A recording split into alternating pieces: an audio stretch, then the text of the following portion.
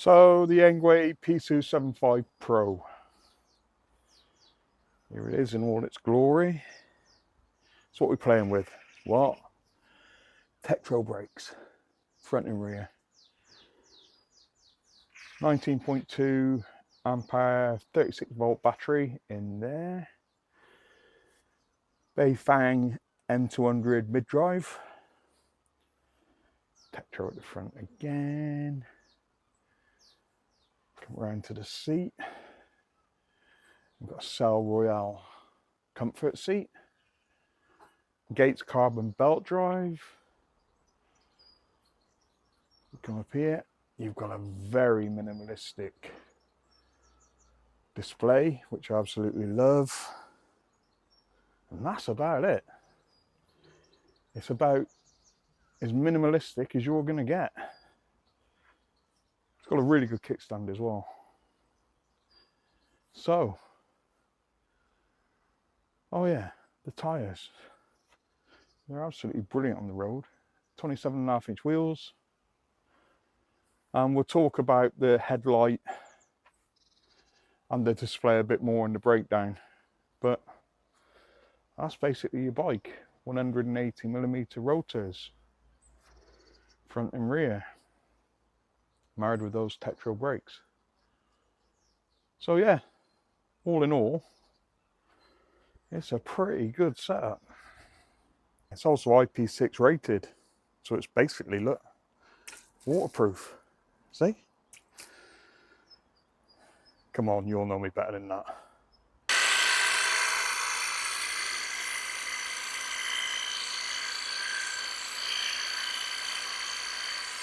Yeah, IP6 rated. So that means you can ride this round in all weathers. Let's get on with doing a bit of reviewing.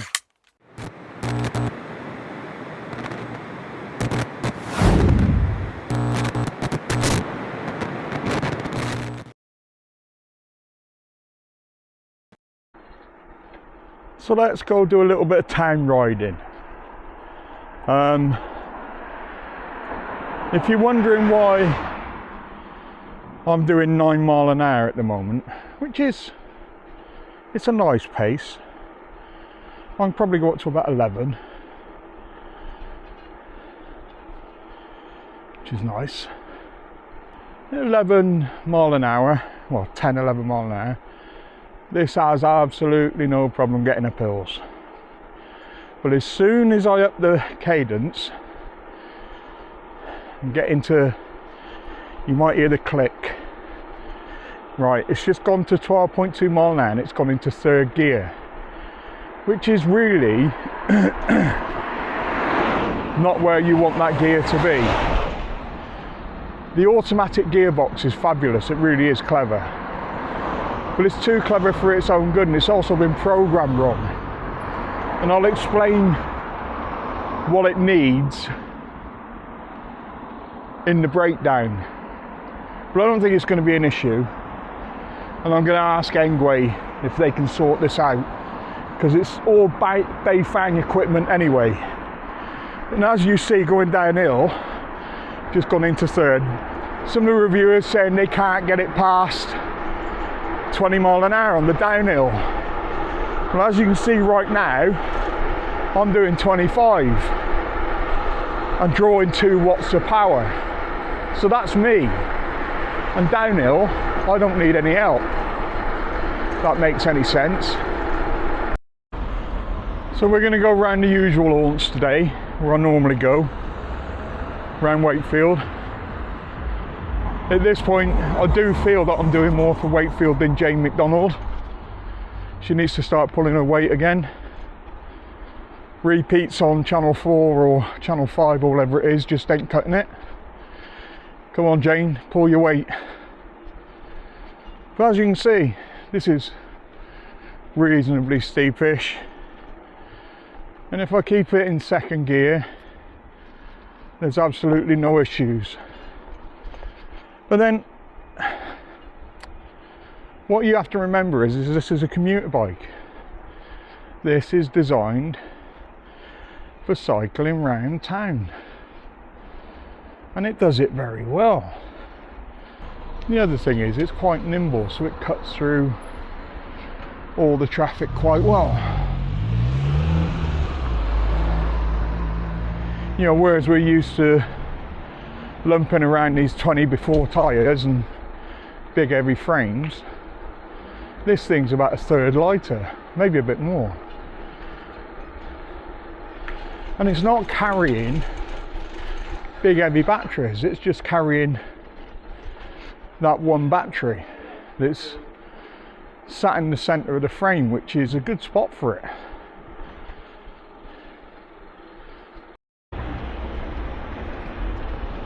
So what's it like for riding around town? Well, it's pretty cool. It doesn't seem to struggle with anything.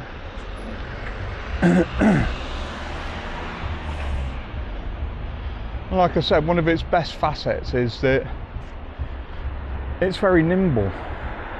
You know, you can tell by the steer point on here. It's pretty cool.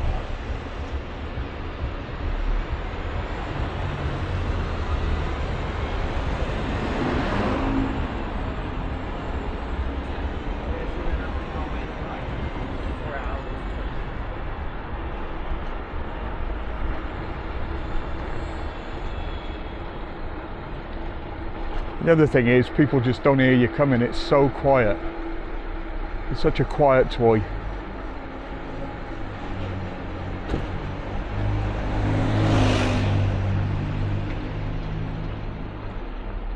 But as you can hear here, there's no rattles, it's just quiet. You know, normally where you get chain rattle or anything else, there's just nothing, it's just quiet. And I'll say it again later, these tyres absorb quite a bit. I've got them,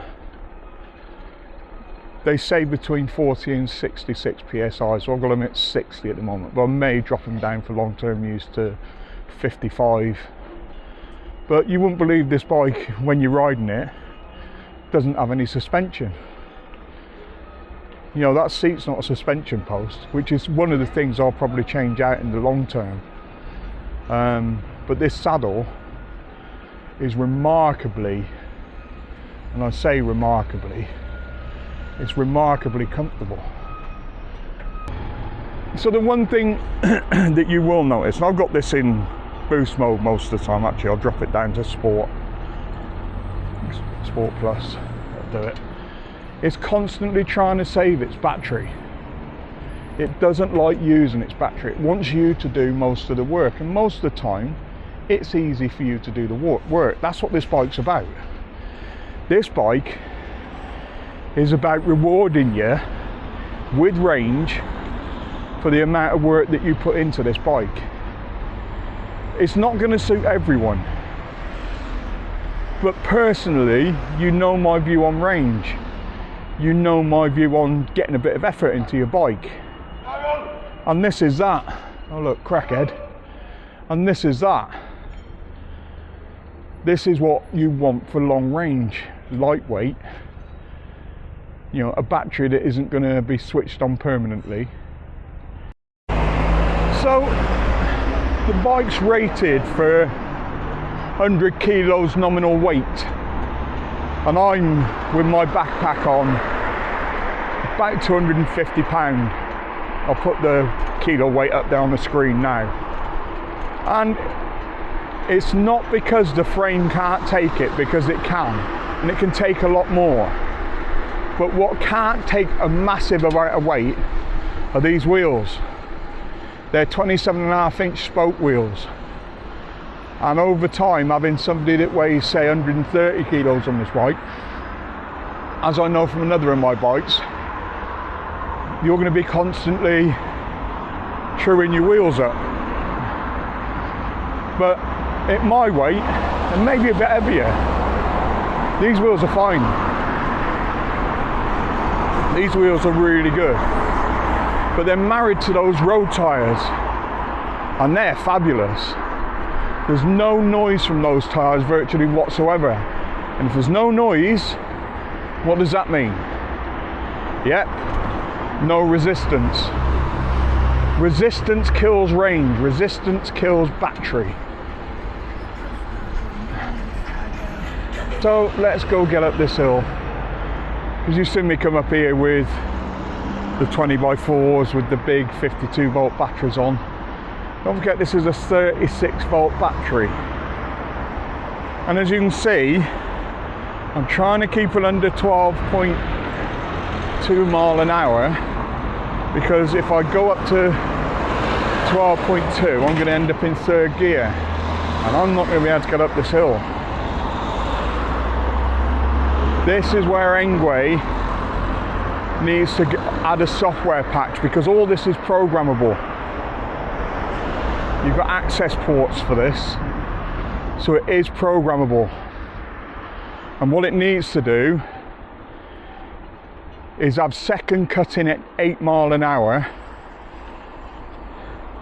maybe 9. Actually, what it needs to do is second gear needs to cut in at 10 mile an hour, and third gear needs to cut in at 15 mile an hour. Because at that point, you're helping the bike more. And then the bike's also helping you by not putting you in the gear where you don't want to be. It's the biggest problem with this automatic box, that it doesn't differentiate between whether you're doing 12.2 mile an hour on the flat or going up a steep hill. And that can be resolved simply with a software patch to change the gearing, because that's the only way you can change it. I'm personally going to be looking into it to see if I can do it myself. So as you can see, most of the time on the flat, you know, you get in the speed you want. On a previous ride I got it up to 22 mile an hour on the flat, but my legs were, this was only for about a minute and it nearly killed me. But that's the top speed I've had out of it. And don't forget, I'm not the same weight as most people. So as you've seen, getting this through town traffic, it's very nimble. You know, you can cut through traffic quickly. And if you live in a town centre that you need to get from A to B to work, and it's not far out, this bike's brilliant. Same with city riding. I'm going to test it in the city later. I'm going into Leeds. And you'll see that how well Leeds is set up for bikes. But nobody's riding bikes into the centre of Leeds because there's nowhere to park them. There's nowhere safe. The only bikes that I'll probably end up seeing in Leeds are probably Deliveroo riders. But nowhere will I probably see a bike locked up. And that's where the government needs to step in. If you want us on push bikes, you need to give us some sort of infrastructure for where to pull them, somewhere to park. We don't mind paying, but until that's in place, you've got nowhere to leave your bike that's safe. Look at that, drawing 0 watts in boost mode. And this is where it saves its battery, the same as pretty much all torque sensors do. Don't pedal, let the bike do the work. 0 watts drawn.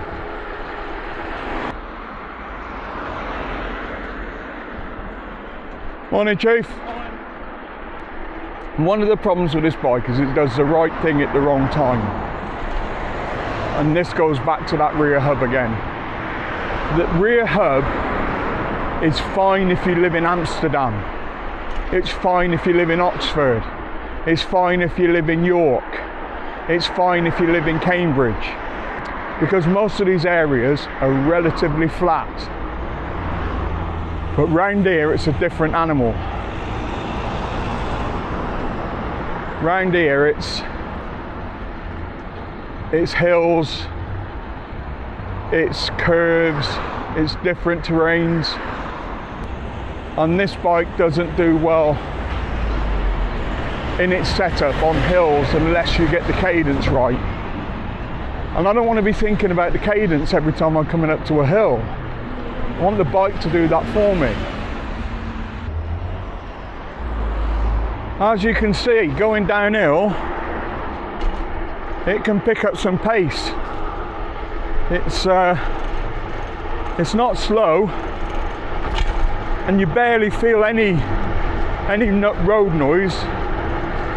It's quite a machine.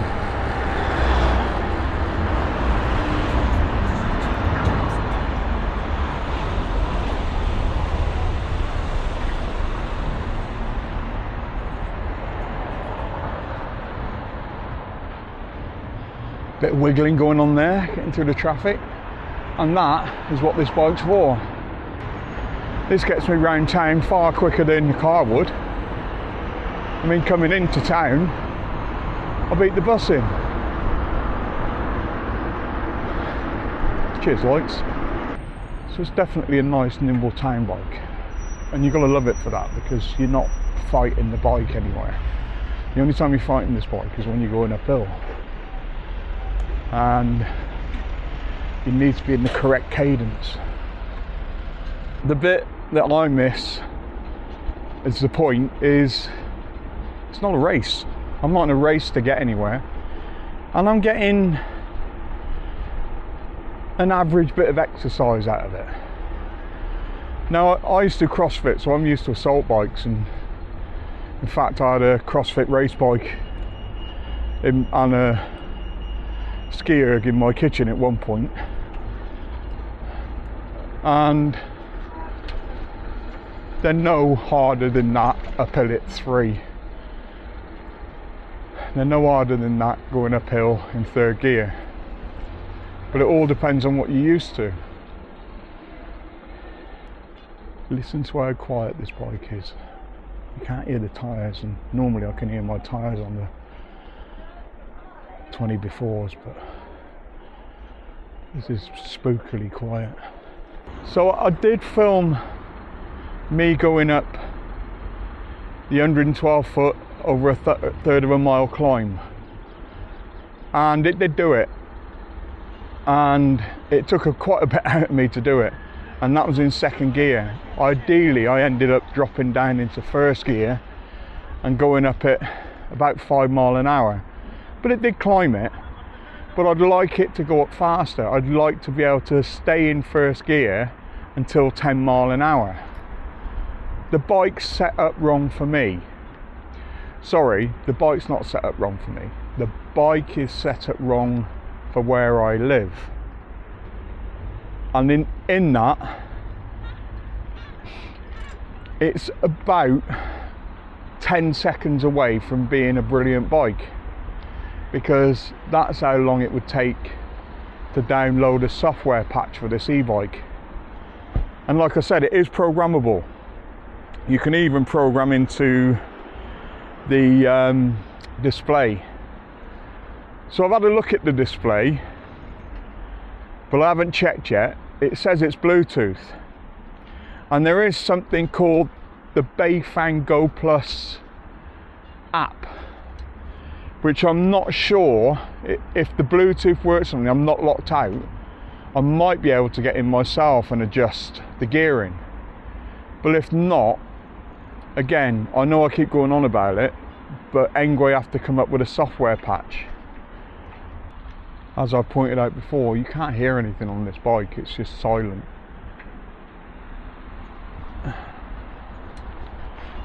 Which ideally I really should put the bell on that came with it, because I haven't. Probably because I've got my camera monitor in the way, although it could probably still fit in there. It's so easy to ride, and you can see, as I'm going to expect, that city riding's a breeze with it, because town riding's a breeze with it. Although Wakefield has its hilly terrain, and even the centre of Leeds has some hilly terrain, but not like this.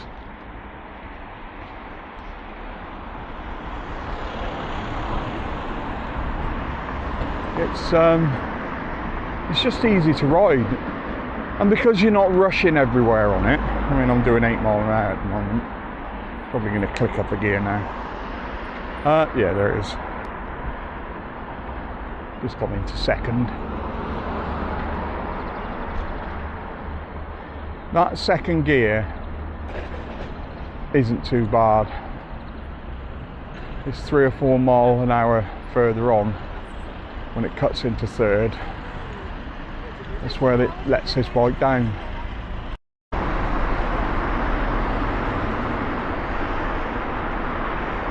So before I started the review, I'd already ridden this bike a fair few miles, and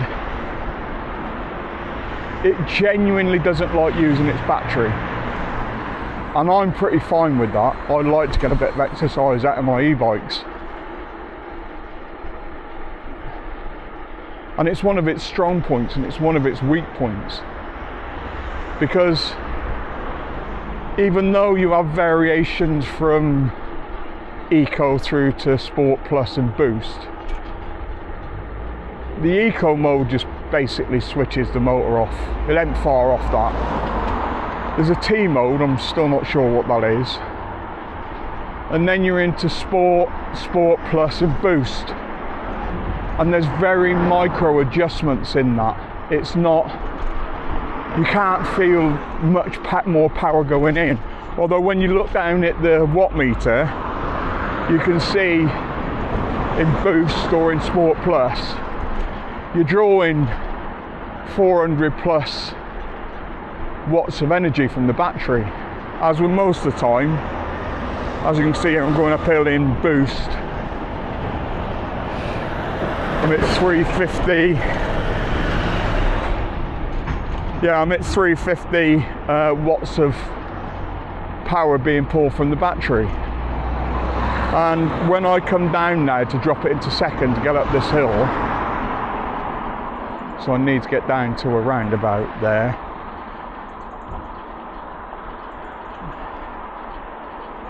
Again, I'm drawing 200 plus watts.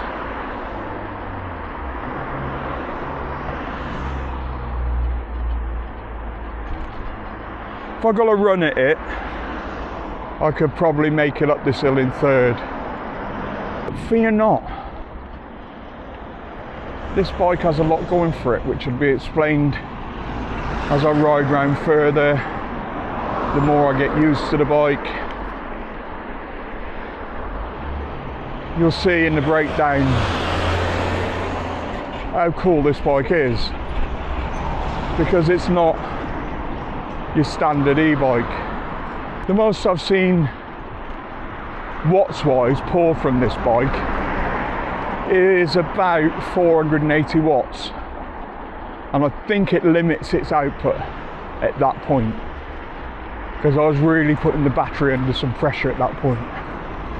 But I think that's its limit. At the moment I'm going downhill slightly and I'm drawing 21 mile an hour, drawing 0 watts.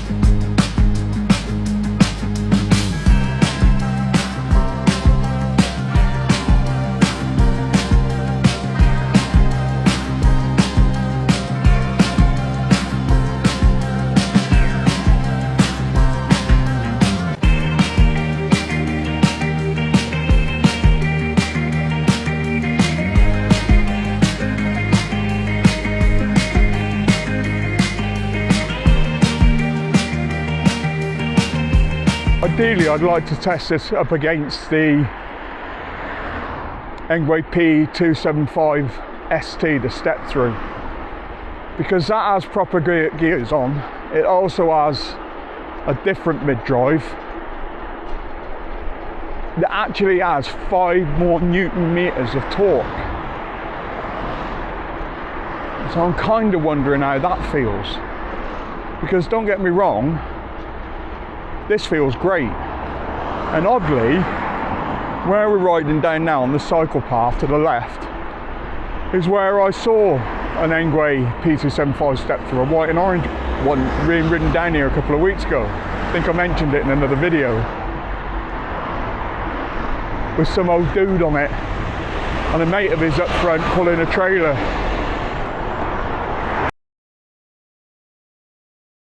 We're coming into Leeds, we're using the cycle path as we come into Leeds, and it's about 13.5 miles from where I live to the centre of Leeds now. I'm just coming up to the train station and keeping the cadence at a rhythm where I'm not drawing too much battery.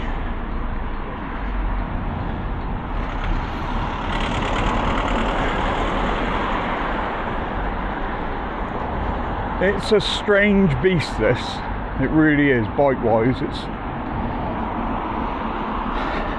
It rewards you for putting the effort in, and this is where I think Engwe are starting to go with their e-bikes, because if this stays true to what I've used battery-wise, which is coming into the centre of Leeds at 10%, that makes this battery, or the range on this, pretty much 130 miles, which with somebody that's 30 pound plus over the weight limit for this bike, it's pretty good going. One of the great things about a city bike is when you live in a city is you don't come across great big hills. This bike isn't built for great big hills the way it's locked up. Like I said, unlock it and we're going to be looking at a different e-bike, completely different e-bike.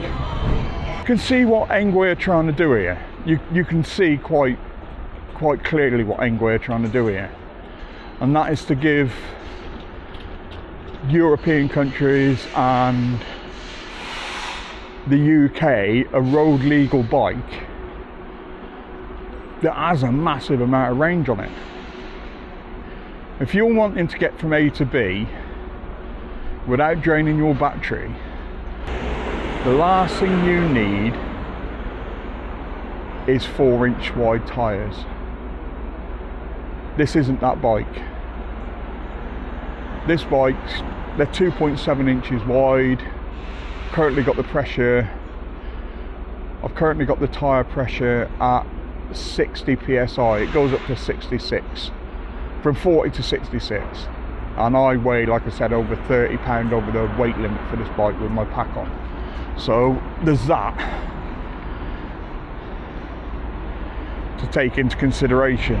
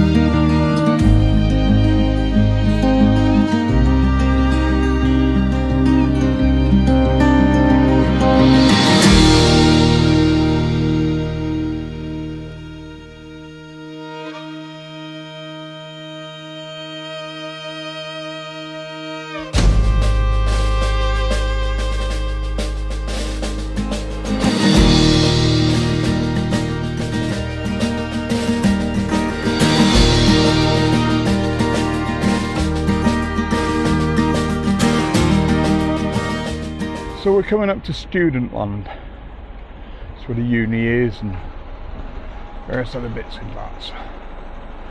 And if I was a student and I wanted to commute into Leeds on my bike every day, and then at night earn a bit of money doing some Deliveroo, this is the bike I'd get. This bike perfect for you. Because unrestricted, as I'll show tomorrow, this is going to be a completely different animal.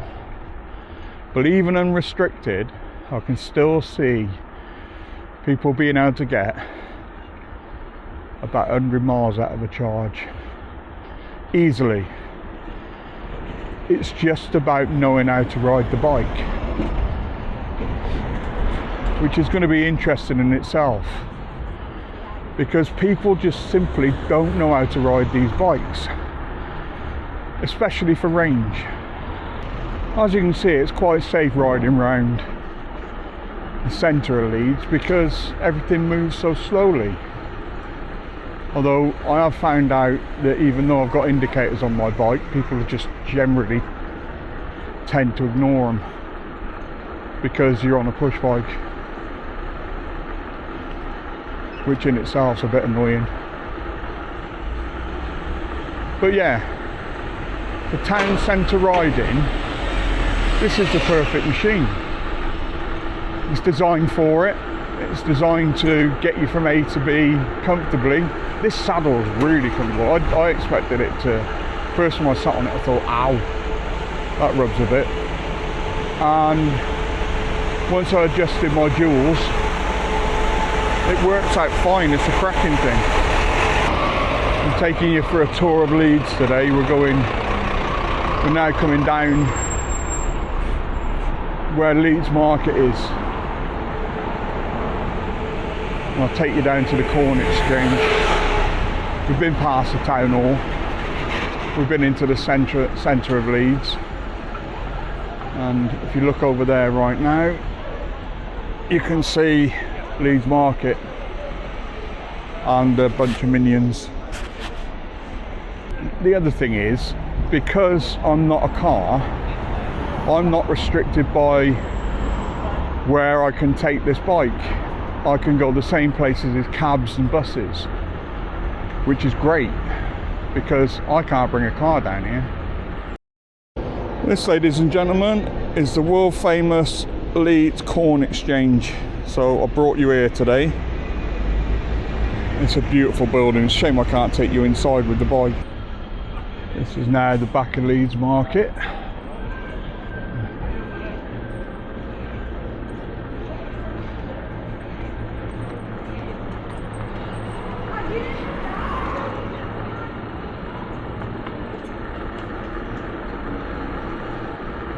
This has changed over the years. When I was a kid, it looked nothing like this. In fact, I'll take you somewhere else. When I was at school, just up on the right where the new stores are, it's in a different distance, you can see John Lewis. But here, pretty much here, I had a stall of my own, which was basically made up of some cartons and a wallpaper pasting table. And I used to sell Rubik's cubes. In fact, I used to skive off school to sell Rubik's cubes. Like I said, this bike's really nimble, really easy to take around. I'm not going very fast, I'm only going about 7 or 8 miles an hour around here.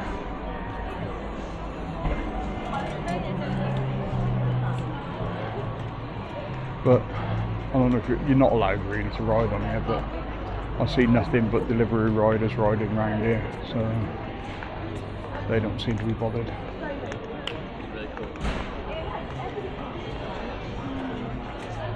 Just be respectful of other people. Most main cities now are geared up for cycling. The only thing it's not geared up for is a safe space to store your bike when you've cycled it. Don't matter whether it's an e-bike or any other kind of bike, it's just simply not geared up for it. On the left is the Marion Centre. I used to spend a lot of time in there. There used to be a couple of good bars in there. Let's go look in here. And this is the new Leeds Arena. I say new, it's been up a while, but it wasn't here when I was younger. And as you can see, it's a big old thing. To me it looks like a testicle, but it's kind of cool.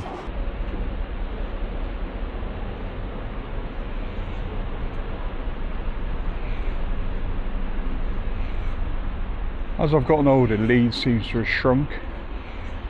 It doesn't have the scale it used to have when I was a kid, but it's still a magnificent city. There's loads going on. Although when I used to come in on a Saturday, it used to be thriving, and nowadays it's very, very quiet because people shop online. But there's so much going on here.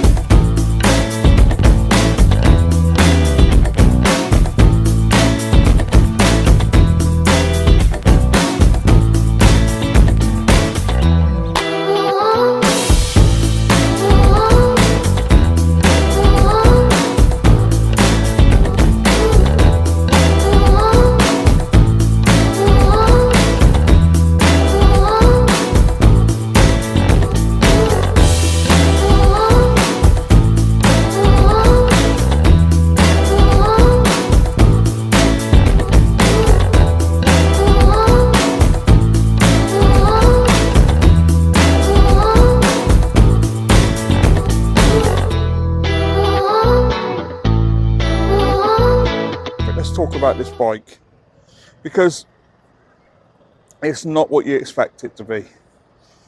And if by going by the actual percentage rate of the battery that I've used so far, I've done about 13.5, 14 miles, and I've used 10% of the battery, which, if that's the case, is incredible. But well, I've had to put a lot of effort in. I mean, when you're going downhill, this thing's pulling no watts from the battery whatsoever, and you can get up to about 25 mile an hour with it. I don't think it's restricting you at that point, but technically it's an incredible thing. But one of the main problems is that hub, and the fact that it's restricted because of the motor. And within that, there's a problem. Right, so when you go from 5.5 mile an hour through to 8.2, I think it is, or 8.5, you go into second gear, which isn't too bad.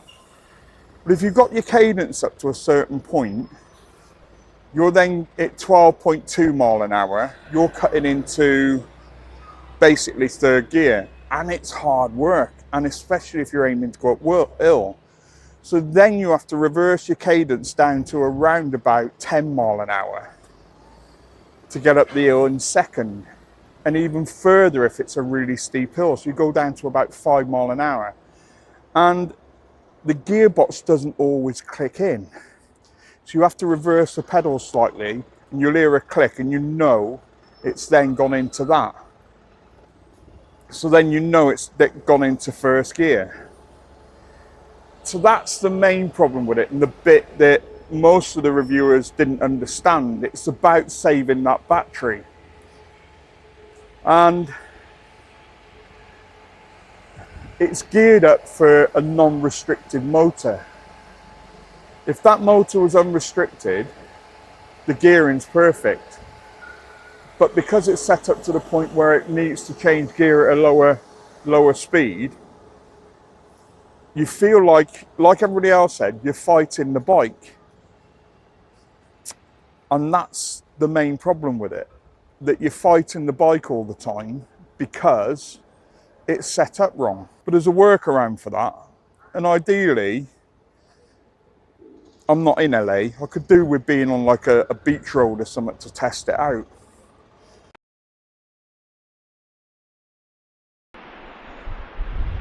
I got a bit tired of watching people out in LA review e-bikes.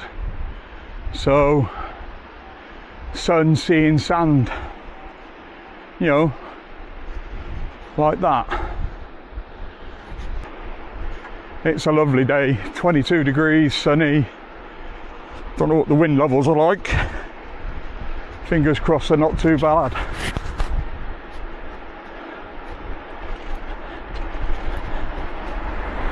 But it's a nice day for it. Let's see how we get on.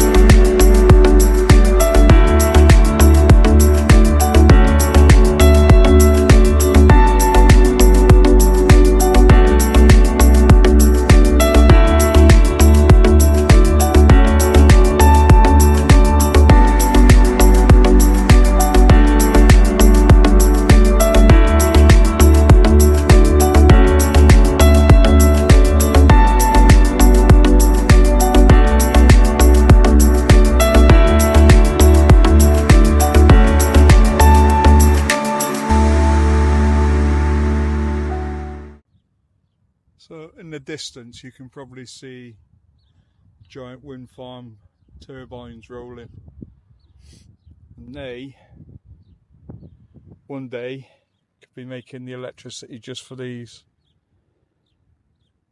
I like this bike, I really like this bike, and despite myself sort of thinking there's things wrong with it and knowing there's things wrong with it, but they can be addressed. There's a lot of technology in this bike, and it does help. It doesn't help like the way your cadence sensor led Engwe Engine 2.0 Pro. It doesn't work like that whatsoever. But again, like I've said before, Engwe are looking at bikes that reward you, and this rewards you. And you can put as much effort into it as you want, and the more effort you put in, the more it rewards you. So who's this bike for? Well, for me, for a start off, normally when I get out of an e-bike like this, I usually get rid of it quite quickly, sell it. I just don't have the room for it. But I'm definitely keeping this one. I've got some ideas in my head about where to go with it, and over the next month or two you'll see me put 500 miles on this bike. But at the moment I'm up to 80 already, and it's been fab. It's been exhausting at times, but it's been fab. So let's get back to it. Who's this bike for? This bike's for everyone. This bike's for the person that wants to ride around legally and not worry about having his e-bike taken off him. This bike's for the cyclist that just doesn't have it in them anymore because they're at a certain age and, you know, it's a bit much riding around. This bike's for them. This helps. This helps just enough, or as much as you want it to help.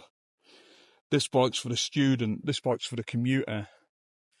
This bike is probably my equal favourite e-bike at the moment, for exactly the opposite reasons that my other bike's my favourite bike. This bike is the future of e-bikes.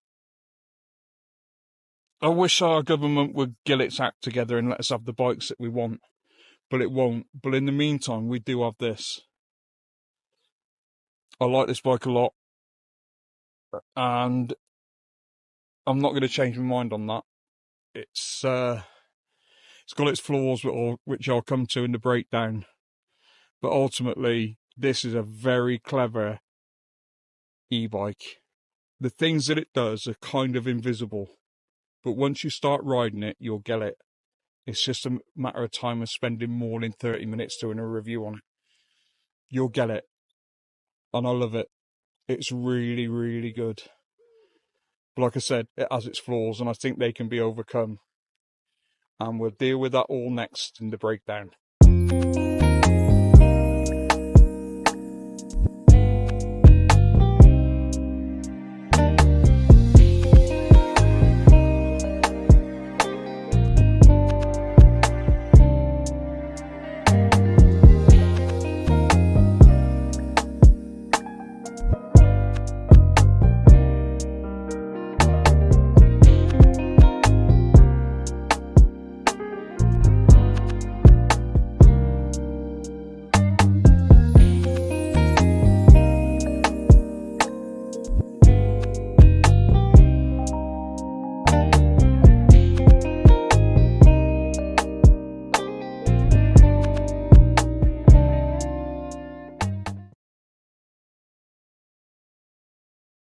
So here's this gorgeous display. I love this display. And as you can see, you can go through the buttons up and down, and that's basically it. I'm still trying to work out what T is, but hold them both down, you get into the settings menu where you can change over to mile per hour and a few other things. Now, this is a Beifang display, and there's a Beifang app, Beifang Go Plus, and this display is meant to be Bluetooth, and if Engwe haven't locked me out of it or locked out the Bluetooth, there may be access via the Go Plus app. There's also another port here where you can adjust the settings for the motor. So despair not, there's ways and means. Right, the breakdown, let's get into it. If you're wondering why that video was so long, I kept changing my mind about the bike. It kept doing things to me that was tricking my head into thinking that it was a bad bike, then it was a good bike, then it was a bad bike, then it was a good bike. And it took me a while to understand it. Done 85 miles on it, and it's a good bike. But let's get into the pros of it. It's waterproof. Well, it ain't waterproof, but it's IP6 rated. So sideways, rain, you know, douses of heavy water, whatever, it's fine. You're not going to damage this bike. You're not going to have to worry about it. It's legal. Legal in the UK, legal in the EU. There's no throttle, so you don't have to worry about the throttle law, and it's a 250 watt motor locked. I say locked. So they're the two main points at the moment, but let's get into everything else. That mid-drive works really well, really well. And if only the gear hub worked as well as the motor. And I think there's going to be a workaround for it. I'm going to contact Engwe for a patch, because this bike on the flat is amazing, but this bike up hills is annoying. But we'll get into that. The hub seems to be set up for a flat environment, and it doesn't really take into consideration hills unless you like going up hills at 8.5 miles an hour. It's, well, up to 12 miles an hour. As soon as you get into that third gear at 12.2 miles an hour or whatever it is, it just becomes hard work. You just can't, you end up reversing the cadence of the bike down to second gear. And then you're going up the hill at probably about 8 or 9 miles an hour. And then even further down the line, you're going down to 5 point whatever it is mile an hour to make sure it stays in first. It gets up hills fine if you understand the bike. And this breaks my rule about you having to fit round the bike. The bike should fit round you. And like I said, I think there's a workaround for it. Speed wise, 15.5 miles an hour is fine. I had it up past 27 when I unlocked it on the flat. But it doesn't need unlocking. I mean, I was doing 22, 23 miles an hour on the flat at certain points without it being unlocked. And that's plenty fast enough. I think it's been over-engineered with invisible technology. The battery's brilliant. The battery range is absolutely fantastic. The range, I've done 85 miles on it and I'm down to 35%. So £250 in my pack, you know, I go on about it all the time. Actually, I weighed myself this morning. This week I've lost £4, and I think it's down to that bike, because I've still been eating like a pig. I eat like an 8-year-old. So as a weight loss machine, it works really well. So firstly and foremost, you have to understand that this is a commuter bike. It's made for cities, it's made for towns, and round both it did really well. But if you live in an area that's hilly, this bike will annoy you. As soon as you have to go up a hill, this bike will annoy you, because you know you have to reverse that cadence. And you shouldn't have to. Ideally, second gear won't kick in till 10 miles an hour. And then when you really need it, because you're pushing past 15.5 miles an hour, that's when the third gear should kick in. That will help you go downhill faster or give you better pace. You do not need that gear kicking in at 12.2 miles an hour. It's just annoying. Really is annoying. So let's get into a few things that I love about the bike. I love that display. It's minimalistic and it's brilliant. It's so clear. It works with polarized lenses if you're into that sort of thing, but it works really well. And because of its simplicity, you don't find yourself fiddling around with it. It's just simple. You put it into what you want it in and you're away. I love that Beifang M200, and there's a lot more in it, but it's locked and you can unlock it, and in a week or two's time I'll show you what I did, a more eloquent way than the other ways that have been done. You can unlock it. Well, I was looking into unlocking it using an anti-tether device, but I don't know about the software that Engwe have got in it, because it's not the standard Beifang display. And I tried using the Beifang Go app, and although I know that display has got Bluetooth in it, it wouldn't recognize the bike. So I know that you can get into the back end of that hub and change the settings. There must be a way around it. If Engwe won't give me the patch or develop a patch for it, I'll develop my own one way or another, because I really like this bike and I think it's worth doing. Even though this bike doesn't have any suspension, it's surprisingly comfortable. And as I say in the video, I had it the tyres it's 60 psi, so long term I'm probably going to drop those down to 55. But it's one of those invisible things with a bike you don't realise. The saddle's really comfortable. The first time I used it, I crushed one of my nuts with it. And it wasn't until I properly sat on it that I realised, oh, this is comfortable. But for long term, I'm probably gonna swap it out for a suspension seat post, which I prefer.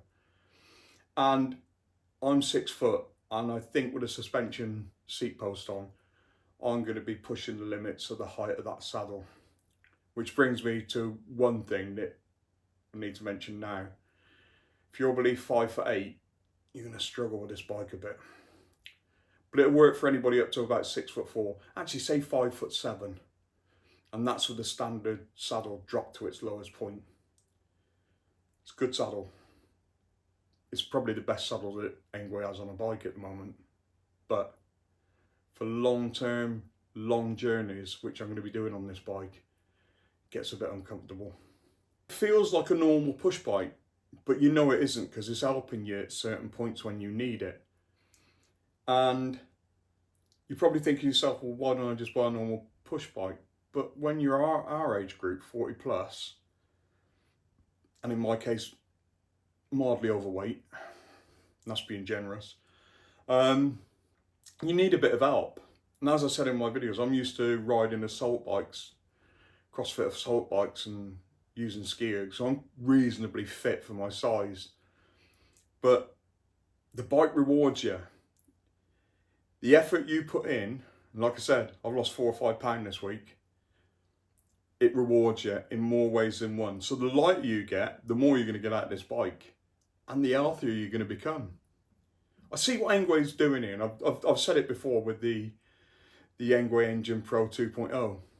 They're trying to reward riders by giving them extra range for putting effort in. And I think that's a really good idea. So it's got a lot of name parts on it. So let's have a look at the brakes. Tektro.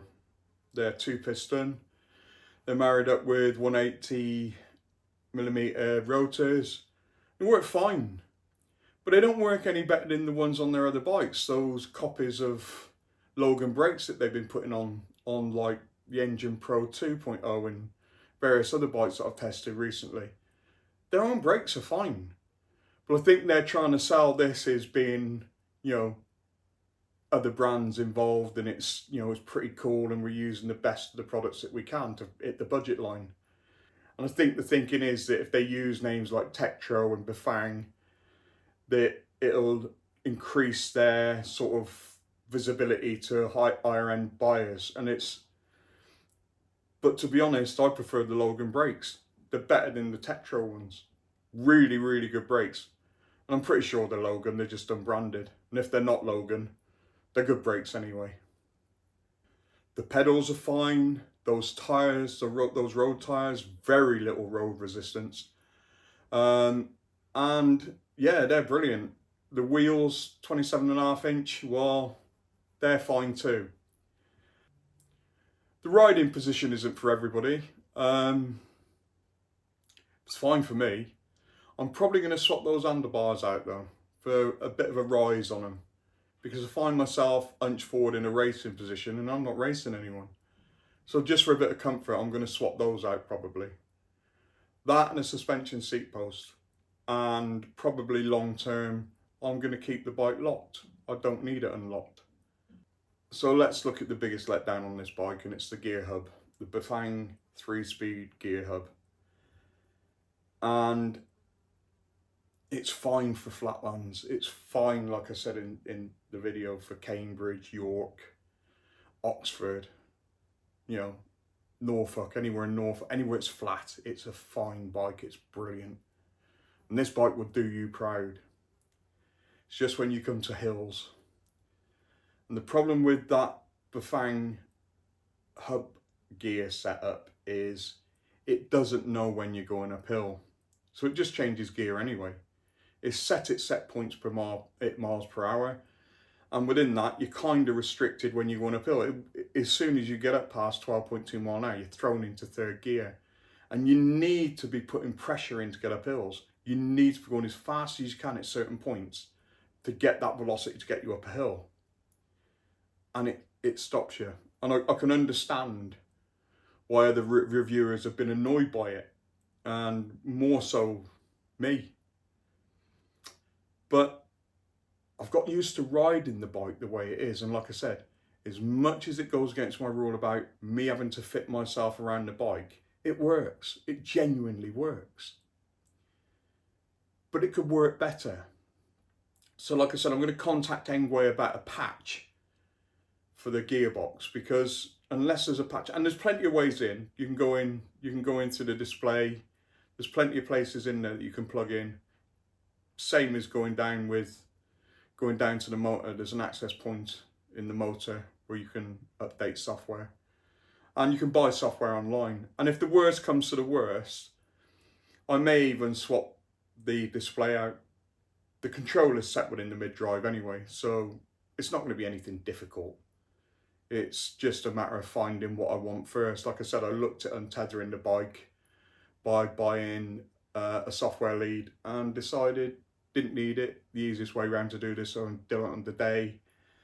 And the problem with it is all these untether systems that I found, they don't do anything with the gear hub. And that's the main thing I need. I'm not bothered about anything else apart from resetting that gear hub.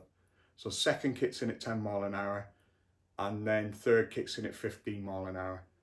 And that would be perfect. That would be perfect for everyone. Let's get down to the range again. The range is incredible. I mean, by the time I run that battery down, I reckon I'm going to have done 120 mile plus, maybe 130 miles. And that's if the battery doesn't fall off a cliff, but that battery feels quite strong. I've tested it on a multimeter, it's very accurate, and it is Samsung cells, 19.2 amp hour, 36 volt. So it's a quality piece of battery. I'd have liked to have seen UL battery in there, but again, that changes the price point again. But it allays a lot of people about battery fires, but with what's in there, I think you're really, really safe with that anyway. It just needs a UL certificate. So I've been thinking about it. So who's this bike for? And I said a few things in the video when I was sat down watching the wind turbines turn around and getting bitten and stung by everything that was living on that grass. Bruce Wayne would buy this bike. Bruce Wayne would buy this bike. Batman wouldn't, because it hasn't got the power. But Bruce Wayne would buy this bike because it's sort of brilliant, it's technical, and apart from the cool factor of it, it's exactly what Bruce Wayne needs. Joking aside, this bike's for the city commuter, this bike's for the town commuter, this bike's for the student, this bike's for anybody that wants a legal road bike, electric road bike. This e-bike is for anybody that's worried about riding it in the rain. It's IP6 rated. After I finished the video that I was doing earlier, I sprayed it for another minute and a half before I went out on it, and nothing, just water off a duck's back. And you might think, well, I do that with my e-bike and it's not IP6 rated. It's not IP6 rated until it lets water in. It's fine until it lets water in somewhere, and then, oh, my bike's not working, the battery's gone a bit duff and my display's broke. Matter of time. This thing is solid when it comes to the rain. And I'd be happy riding this in sideways rain all day long. So the IP6 rating is a big plus. The 250 watt, no throttle is a big plus. It's a massive plus. So I tried, as I said earlier, I tried linking it with the Bafang Go app, and you'll see my results here. And it didn't seem to work. It recognised that there was Bluetooth, but it just didn't recognise the fact that this bike existed. So I'm gonna have to go down another route to unlock it.